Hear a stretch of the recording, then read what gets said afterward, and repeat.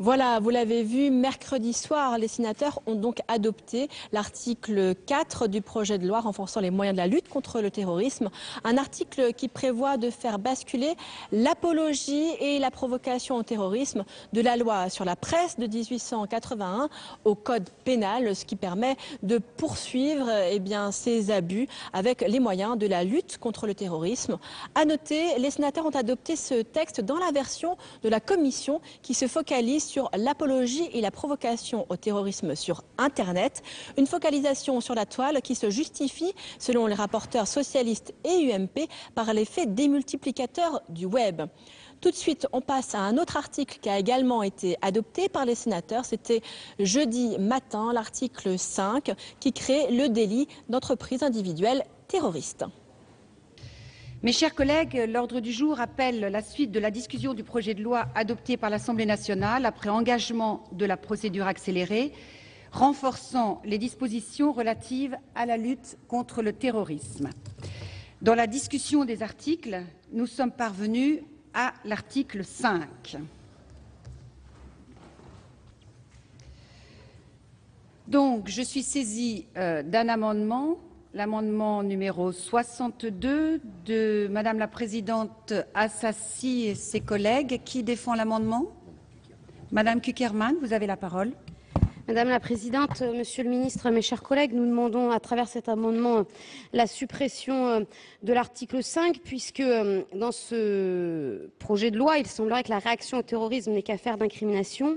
Il s'agit finalement de saisir une réalité qui nous semble à ce jour encore, et nous en avons débattu hier soir, peu étayée, et de lui apporter une traduction juridique par une qualification qui se veut adaptée.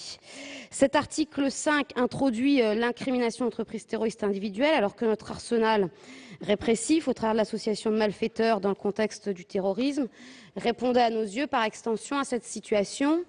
Mais à travers cet article, il nous semble qu'il est finalement construit sur une, et c'est là pour nous en tout cas un danger, qu'il est construit sur une logique qui se traduit inévitablement par la pénalisation effective des intentions éventuelles sans qu'il n'y ait même pas le commencement d'exécution juridiquement requis pour établir si la loi a effectivement été enfreinte, comme le souligne un certain nombre d'ailleurs d'associations. Dès lors, nous pensons que pénaliser des intentions exprimées, parfois même dans la solitude, sans attendre le commencement d'exécution juridiquement requis pour caractériser une tentative, est une évolution dangereuse. Et cela ne suffit ni à exclure les risques de dérive, ni à convaincre de l'efficacité de telles dispositions face à des individus. Cela a été dit, je crois, par l'ensemble, et au moins nous entendons tous sur cela, des individus par essence difficilement identifiables, voire même maîtrisables dans l'anticipation de leurs faits et gestes. En l'état, pour nous, le droit pénal doit rester limité par les bornes clairement identifiées que sont la légalité, la proportionnalité, l'égale dignité, la présomption d'innocence. C'est pourquoi, à travers cet amendement, nous vous proposons la suppression de l'article 5. Merci, ma chère collègue. L'avis de la Commission? Merci Madame la Présidente. Cet article est quand même un des articles les plus importants du projet de loi, puisque, contrairement à ce que vous avez dit, ma chère collègue, l'association de malfaiteurs, etc., ça ne joue pas quand c'est les entreprises individuelles terroristes. Et c'est justement le problème, c'est l'auto-radicalisation d'un certain nombre de personnes qui ensuite... Et bien quand vous dites qu'il n'y a pas de légalité, c'est parfaitement encadré. Il y a des dispositifs qui doivent... Il y a une intention, il y a des préparatifs, il y a aussi des éléments matériels. Et donc cet article, en plus tel qu'amélioré par l'Assemblée puis par notre commission, vise à rendre à la fois effectif, mais avec toutes les garanties de droit. Et donc je ne peux être favorable à la suppression de cet article. Merci, chers collègues. Monsieur le ministre, l'avis du gouvernement? Monsieur le ministre. Bien, Madame la Présidente, Mesdames et Messieurs les sénateurs, je voudrais profiter de cet amendement pour apporter quelques précisions sur la volonté qu'a eu le gouvernement de mettre en place cette nouvelle incrimination pénale. Nous avons en effet souhaité, avec la création du délit d'entreprise individuelle terroriste, adapter le droit à l'évolution du phénomène terroriste qui s'est considérablement atomisé au cours des dernières années. Ces terroristes reposent maintenant sur des cellules parfois réduites à leur plus simple expression, puisqu'il peut s'agir d'un individu seul. Celui-ci peut avoir suivi un entraînement sur un théâtre d'opérations terroristes et être renvoyé, après avoir subi cet entraînement, sur notre sol avec pour mission de passer à l'acte sans entretenir de relations continues avec ses commanditaires. Il peut également suivre des mots d'ordre généraux, des appels au meurtre, relayés sur les sites internet radicaux et agir de lui-même. Ces individus représentent un danger incontestable. Au niveau opérationnel, leur isolement les rend difficilement détectables.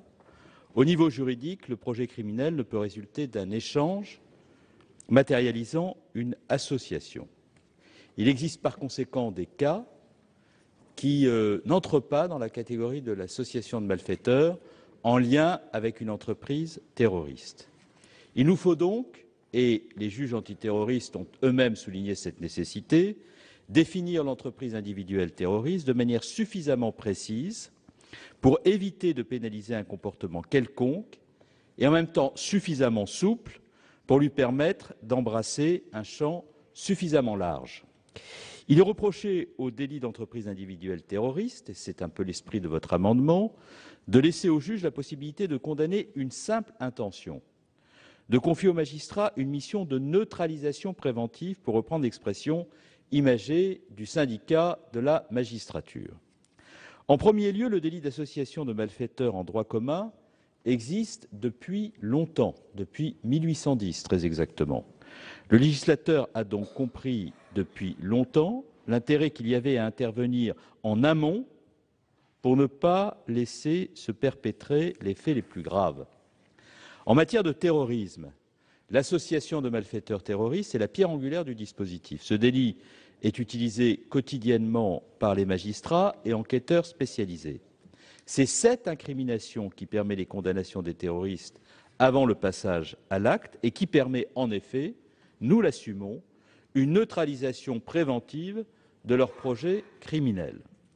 L'infraction d'obstacle d'association de malfaiteurs terroristes, si elle n'a pas été validée en tant que telle par le Conseil constitutionnel, a été indirectement examinée et reconnue au moins à 3 reprises, Madame la sénatrice, par le Conseil constitutionnel, en 1996, en 2004 et en 2010. La pénalisation des actes préparatoires n'est donc pas par principe contraire à la Constitution, et la définition de l'entreprise terroriste individuelle est conforme au principe de légalité des délits et des peines dès lors que le champ de l'incrimination est précisément déterminé et que les éléments matériels sont précisément définis. L'entreprise individuelle terroriste ne visera pas à pénaliser une simple intention, là aussi, contrairement à ce que j'ai pu entendre souvent et lire, mais bien un projet terroriste, une ferme résolution, objectivée par des faits matériels, dont, et j'insiste sur ce point, la possession de moyens dangereux associés à d'autres comportements. Dans le cas du jeune militaire d'extrême droite sur le point de commettre un attentat contre une mosquée, la possession légale de moyens dangereux et le suivi d'entraînement étaient caractérisés, de même que sa détermination, qui était matérialisée par un courrier adressé à un camarade où il lui faisait part de son projet funeste. Fallait-il, dès lors, laisser faire? Le délit d'entreprise individuelle terroriste se décompose donc de la manière suivante. D'abord, l'élément moral. Il est nécessaire de démontrer l'existence chez la personne poursuivie d'un projet criminel, celui de commettre un ou des actes terroristes parmi les plus graves, atteinte à la vie, enlèvement, séquestration, détournement d'aéronefs, destruction par explosif, empoisonnement. Deuxièmement, l'élément matériel, qui peut consister dans des dérapages, des repérages, des entraînements, un séjour sur un théâtre d'opération terroriste, l'apprentissage du pilotage ou de la conduite de certains types de véhicules, la consultation habituelle de sites apologétiques ou provoquant au terrorisme, la recherche ou l'acquisition de moyens logistiques en vue de commettre un attentat. Le gouvernement propose à ce dernier sujet un amendement permettant d'améliorer encore la rédaction des rapporteurs. À cette liste doit obligatoirement s'ajouter la recherche, l'acquisition, la fabrication ou la détention d'armes ou de substances dangereuses. Vous voyez bien, Madame la sénatrice, que la réalisation d'un seul ou même de deux de ces conditions ne suffit pas à caractériser le délit. Prétendre le contraire est dire une contre-vérité. La consultation habituelle des sites les plus odieux n'est pas pénalisée en elle-même. Il s'agit d'un élément matériel parmi d'autres, dont l'acquisition ou la détention d'un moyen dangereux nécessaire pour caractériser le délit d'entreprise individuelle terroriste. À l'inverse, si l'on devait exiger le cumul de la totalité de ces éléments pour ouvrir les poursuites pénales et diligenter une enquête, comme le propose Madame la sénatrice Assassi, l'action de la police et de la justice serait totalement paralysée.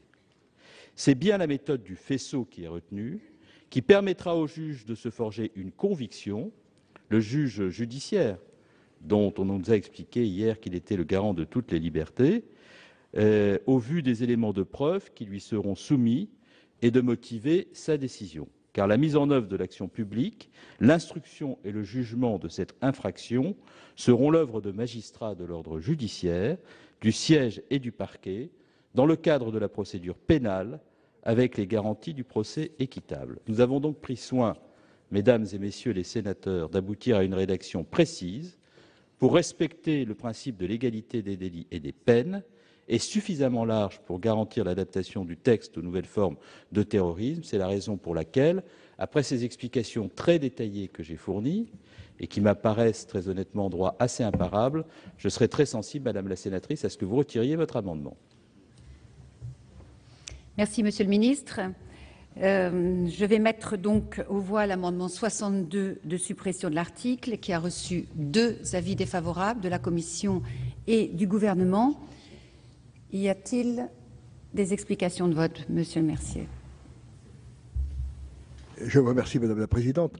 Très naturellement, je voterai contre l'amendement de suppression qui vient d'être soutenu, mais je voulais remercier le ministre de l'Intérieur qui vient de définir de façon très précise une incrimination pénale. Il appartient bien entendu au Parlement, puisqu'il s'agit d'une incrimination pénale, de décider ou non de cette nouvelle incrimination, de la préciser et de donner à l'État les moyens d'agir et à la justice. La seule petite question que je me posais, c'est et le ministère de la Justice dans cette affaire.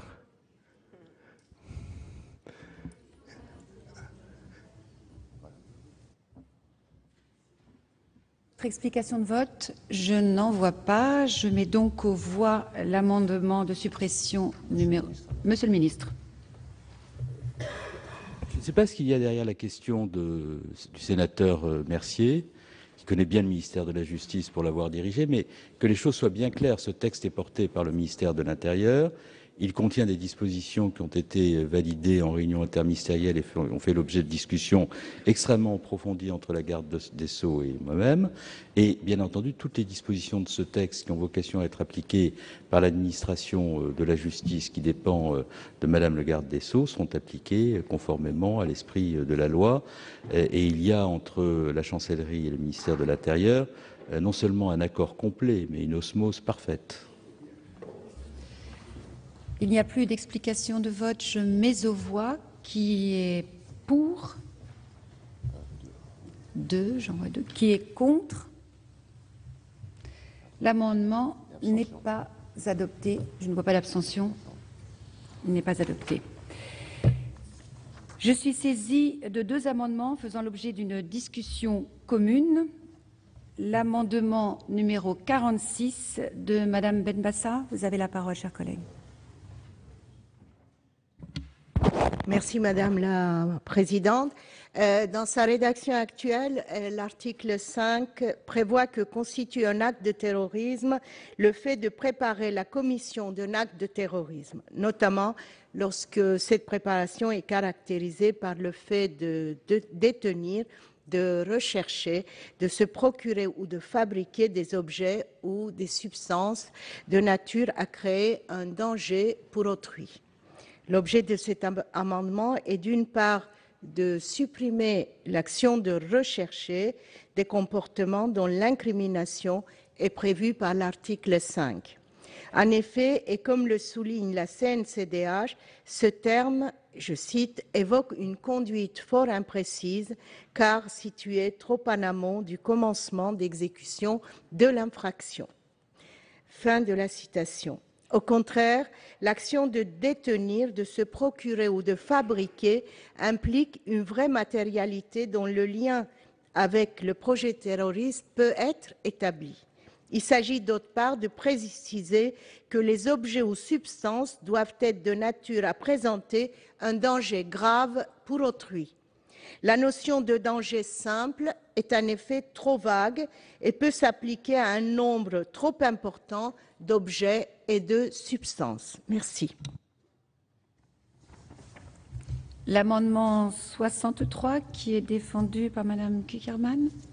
Oui, je crois très rapidement parce que ça va dans le même sens et puis je crois qu'on vient d'avoir un échange avec Monsieur le Ministre à travers cet article et finalement cet amendement comme le suivant pour mon groupe, même s'ils ne sont pas mis en discussion commune, sont dans le même objectif qui vise à réduire ou en tout cas mieux formuler, apporter des garanties à cet article 5 qui, je l'excuse, Monsieur le Ministre, vos éléments ne me semblent pas complètement imparables et en tout cas vise à reprendre la logique que j'ai évoquée précédemment. Je crois que nous avons une réelle inquiétude.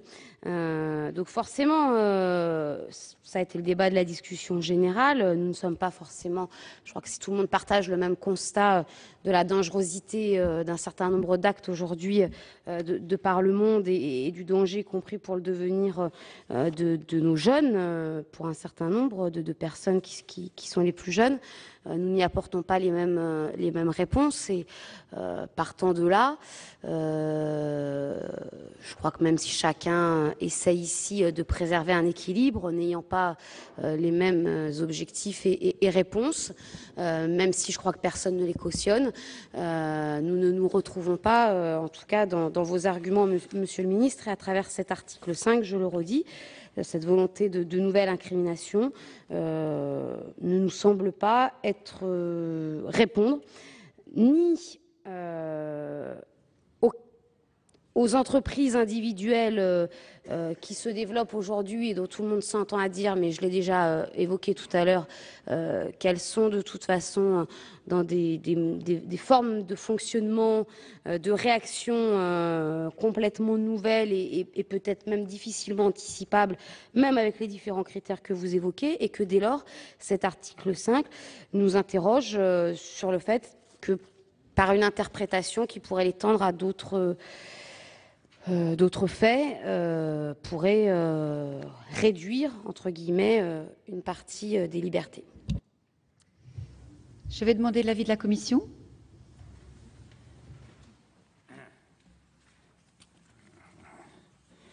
Oui, l'amendement tend à opérer deux modifications à l'article 5.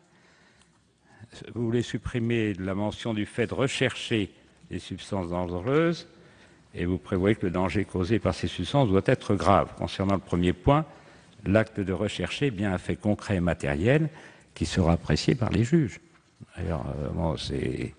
Et concernant le second point, la notion de grave danger n'ajoute sans doute pas beaucoup à celle de danger, car je rappelle en plus qu'il y a un certain nombre de conditions aussi qu'il faut ajouter, des éléments matériels. Donc pour toutes ces raisons, je suis défavorable à cet amendement et à celui de Madame Benbassa également, puisque le caractère de gravité ne me paraît pas apporter grand-chose à la définition du délit. Monsieur le Ministre, avis du Gouvernement. Le gouvernement est exactement du même avis que le rapporteur, donc je ne rajouterai rien sur ce point. Je voudrais juste poser une question dans le débat à Madame la sénatrice. Donc, vous proposez un amendement de suppression de cet article. Bon.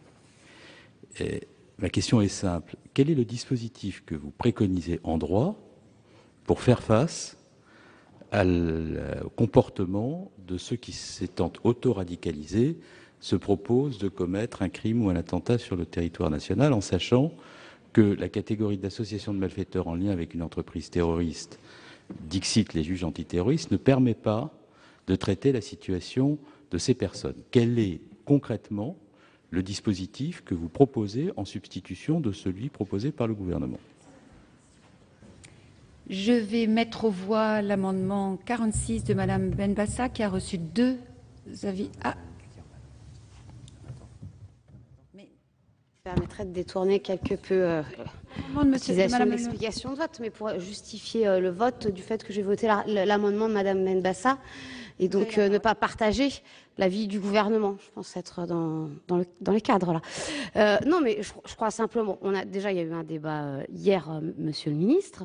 Je crois que ça a été dit par un certain nombre d'orateurs. La réponse n'est pas simplement pénale.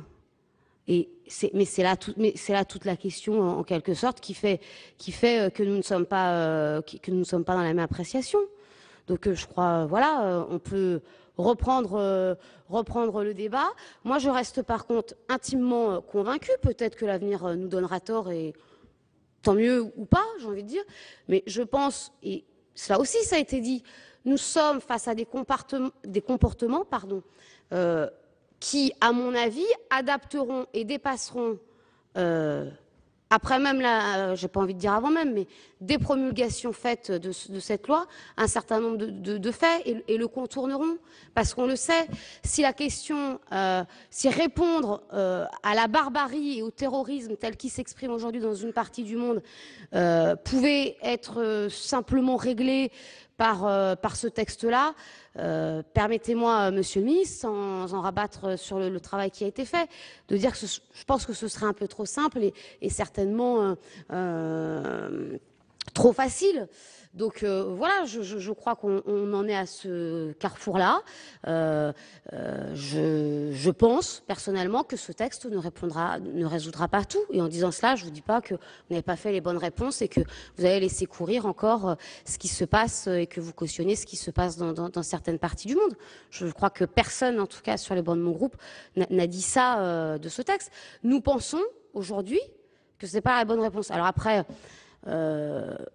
utilisons, la procédure d'urgence a été déclarée, donc nous n'aurons peut-être pas suffisamment de temps, peut-être qu'avec un peu plus de temps, plus d'échanges, nous aurions pu aboutir sur autre chose, mais je crois que la question n'est pas de trouver un aboutissement, nous ne sommes pas forcément à la même logique pour appréhender le problème et y répondre. Donc il y a un certain nombre d'articles, d'amendements sur lesquels nous ne sommes pas d'accord et je vous propose d'acter ces positions sauf à réouvrir les débats pour chaque article, Monsieur le Ministre, aucun problème pour ma part. Y a-t-il d'autres explications de vote? Je n'en vois pas. Je mets aux voix qui est pour, 2, qui est contre, qui s'abstient. L'amendement n'est pas adopté. L'amendement numéro 63 de Madame Cukierman. Y a-t-il des explications de vote? Je rappelle qu'il a eu un avis défavorable de la Commission et du gouvernement. Je n'en vois pas. Je mets aux voix qui est pour, qui est contre, qui s'abstient. Il n'est pas adopté. Nous passons à l'amendement numéro 64 de Madame Assassi et de ses collègues. Vous avez la parole. Il est défendu.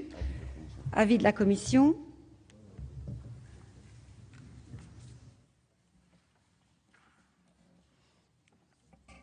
Dans votre objet, Madame Cukierman, vous évoquez l'article 224.1 du Code de sécurité intérieure. Je pense qu'il y a eu un petit déplacement des explications, puisqu'il s'agit en fait de l'article 421.2.6 du Code pénal. Mais votre amendement tend à rendre cumulatifs les éléments prévus aux 4 alinéas 9, 10 et 11, 9, 10, 11 et 12 de l'article. La nécessité d'un tel cumul rendrait l'infraction inopérante. Il est en effet peu probable qu'une personne qui a l'intention de commettre des actes terroristes se livre cumulativement aux 4 types d'activités listés par le présent article. Donc c'est un avis défavorable.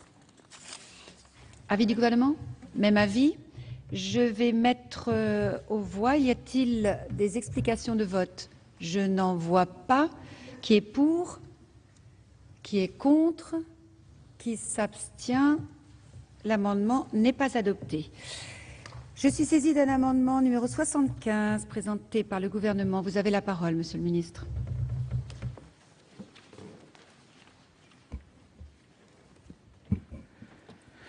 Bien, il s'agit d'un amendement presque rédactionnel. Les comportements visés s'analysant comme des agissements, la notion de fait matériel déjà présente dans la définition de l'association de malfaiteurs doit être substituée à celle d'éléments matériels.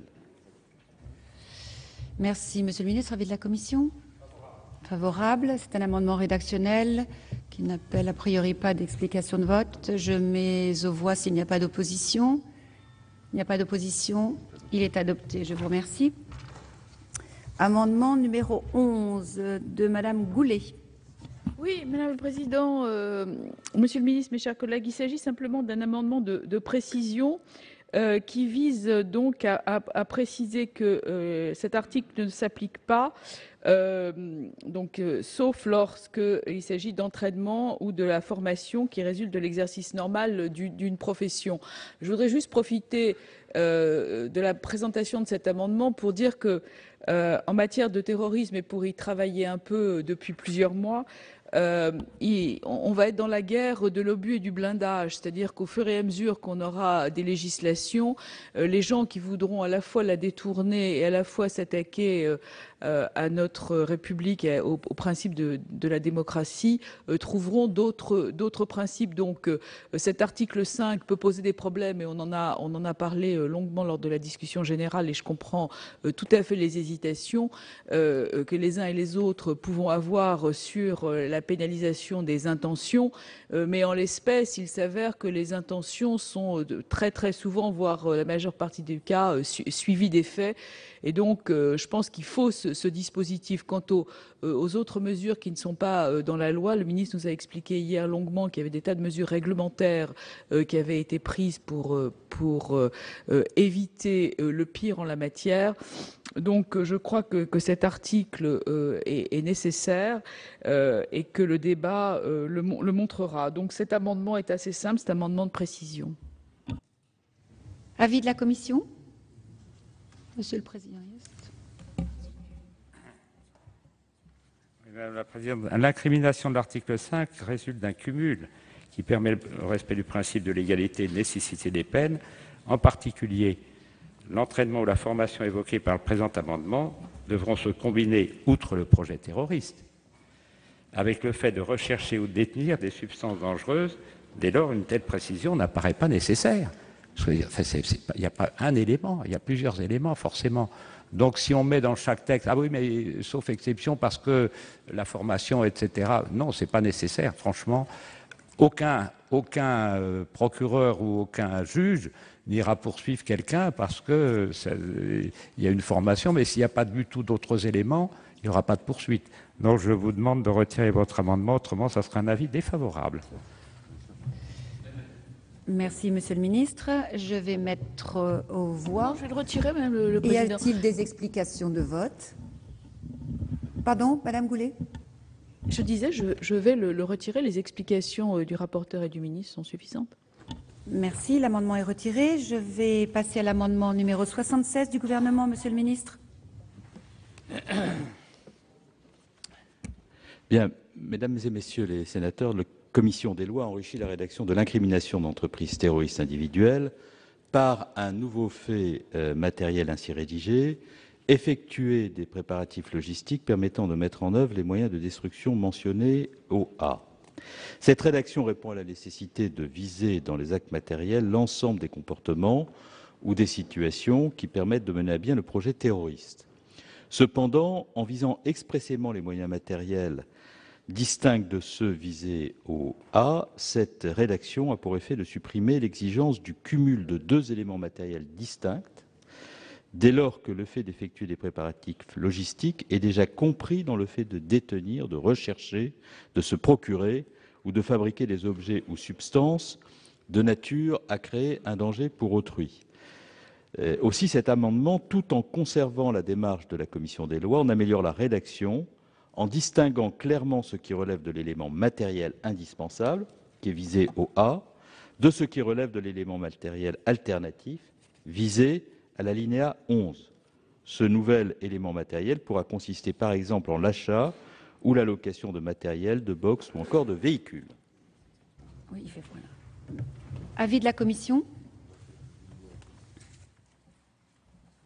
Oui, Madame la Présidente, comme le ministre a bien voulu le noter, nous avons ajouté, notamment la préparation logistique, c'est important, on a vu, des locations de box, etc. Mais ça ne collait plus parfaitement avec l'articulation de l'article, et donc la précision est utile pour préserver le cumul. Donc c'est un avis favorable. Pas d'explication de vote. Je n'en vois pas. Je mets aux voix l'amendement 76, qui est pour, qui est contre, qui s'abstient. L'amendement est adopté. Je suis saisie de 3 amendements en discussion commune. Le numéro 47 de Madame Benbassa. Peut-être défendrez-vous le 48 en même temps, ma chère collègue?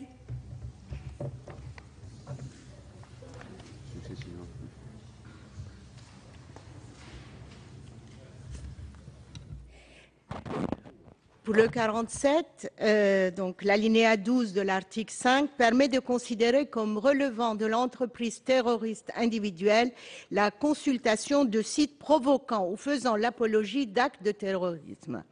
Il revient de fait à sanctionner la consultation habituelle de sites terroristes en considérant qu'il s'agit d'un acte préparatoire à l'élaboration d'un acte terroriste.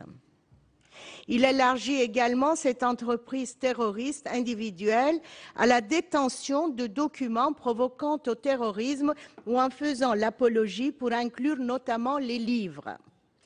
Cet alinéa fait appel à des notions floues, incertaines, voire contraires au principe de légalité et de proportionnalité, et recouvre donc des situations très larges. Actuellement, seule la consultation d'images pédopornographique peut être punie de 2 ans de prison. Pénaliser la consultation de contenus idéologiques ou la possession d'ouvrages est une innovation qui pose de nombreuses questions, notamment en matière de constitutionnalité et de conventionnalité. Il convient donc d'être raisonnable et de supprimer cet alinéa. Si par curiosité intellectuelle, je consulte un site de ce genre, donc je serai taxé de terrorisme. Enfin, c'est une simplification, certes, mais ça peut arriver. Alors là, peut-être, il faudrait qu'on réfléchisse sur cet amendement qui me semble assez peu propice pour lutter contre le terrorisme. Quant à l'amendement 48, il s'agit d'un amendement de repli ne concernant que l'apologie des actes de terrorisme.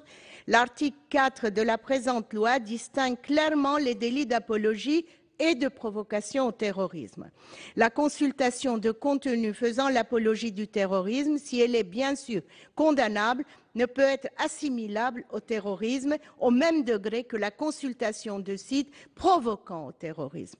Le fait de consulter des sites ou de posséder des ouvrages faisant l'apologie d'actes de terrorisme, si odieux soit-il, ne saurait caractériser à lui seul la préparation d'un acte de terrorisme, contrairement à la consultation de sites provoquant au terrorisme. Merci. Merci, Madame Benbassa. L'amendement numéro 12 de Madame Goulet, il n'est pas défendu. Donc, avis de la Commission sur cet amendement numéro 47. Oui, Madame la Présidente, contrairement à ce qui est avancé par les auteurs de l'amendement, l'article 12 n'incrimine pas en tant que tel la consultation habituelle des sites faisant l'apologie du terrorisme, puisque seule l'association de ce comportement avec les autres éléments prévus par l'article permettra de constituer le délit. Donc c'est un avis défavorable. Il en est de même, on peut faire presque le même commentaire pour l'amendement 47, Oui, 47 et 48, puisque ce n'est pas la consultation des sites qui permettra de constituer l'infraction à elle seule. Donc pour tous ces motifs, je suis défavorable. Mais non, il faut lire l'ensemble de l'article, ma chère collègue. Autrement, il n'y a aucun risque. Il n'y a aucun risque. Merci. Madame Goulet, voulez-vous défendre votre amendement ? C'est un amendement de principe, Madame le Président. Je vous remercie de ce rattrapage.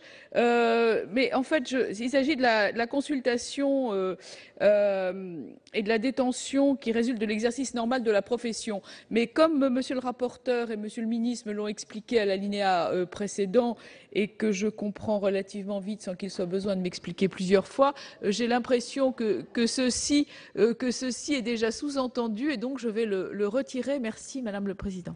Merci, ma chère collègue. Monsieur le ministre, votre avis sur le 47 et le 48, s'il vous plaît. Madame la sénatrice Benbassa, votre amendement est inspiré, si je puis me permettre, par une idée fausse, une contre-vérité. Non, mais je permets de vous le dire.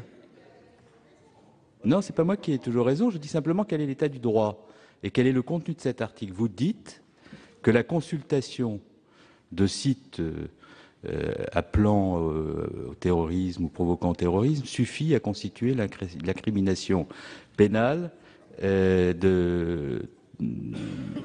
d'actes terroristes individuels. C'est faux. C'est tout simplement faux. Ce qui caractérise et ouvre l'incrimination pénale, c'est une cumulation d'éléments, c'est-à-dire celui-ci plus d'autres. Donc lorsque vous dites que votre amendement est justifié par le fait que la simple consultation de site pourrait justifier d'une incrimination pénale, c'est faux. Donc, comme cela n'est pas exact et qu'il faut plusieurs éléments pour que l'infraction soit constituée, je pense que votre crainte n'est pas fondée. Je vous donne toute garantie. Ce sera inscrit au compte-rendu et par conséquent, je vous propose de retirer votre amendement. Merci, Monsieur le ministre. Je vais mettre aux voix cet amendement. Y a-t-il des explications de vote? Madame Benbassa.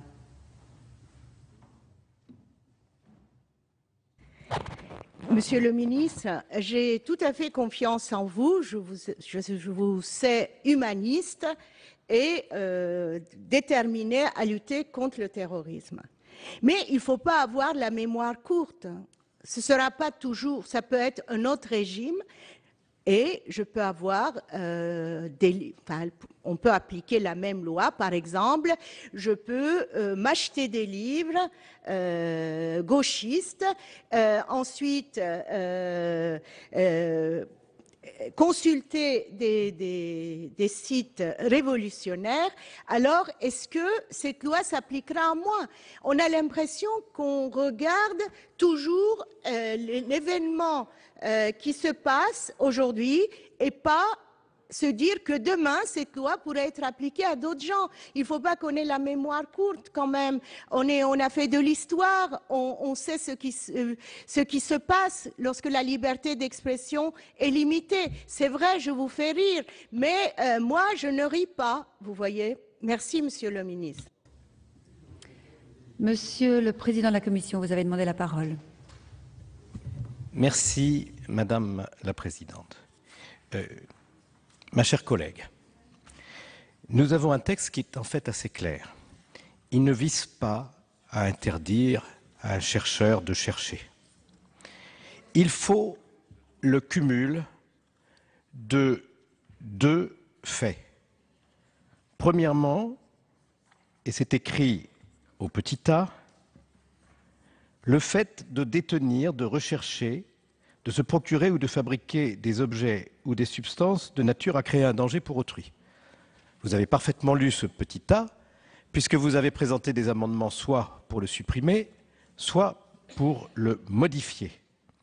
C'est un premier élément qui doit obligatoirement être constitué pour qu'ensuite on y ajoute, pour que l'incrimination soit complètement constituée, un deuxième élément.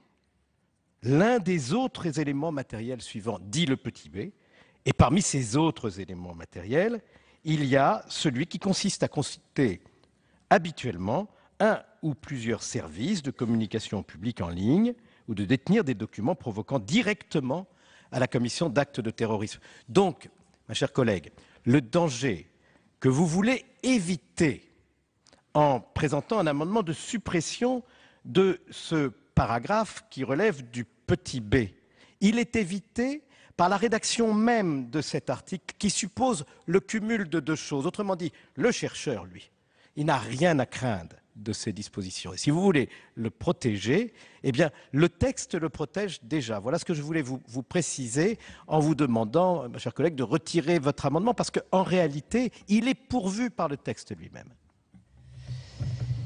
Y a-t-il d'autres explications de vote? Vous maintenez votre amendement, ma chère collègue? Donc je vais le mettre aux voix. Qui est pour? Qui est contre? Qui s'abstient? Il n'est pas adopté. Même vote pour le 48? Même vote. Il n'est pas adopté. Nous allons maintenant passer à la vote de l'article 5. Donc je vais mettre... Non, Madame Goulet a retiré son amendement. Je vais mettre aux voix l'article 5 du projet de loi. Y a-t-il des explications de vote? Je n'en vois pas. Je mets donc aux voix l'article 5. Qui est pour?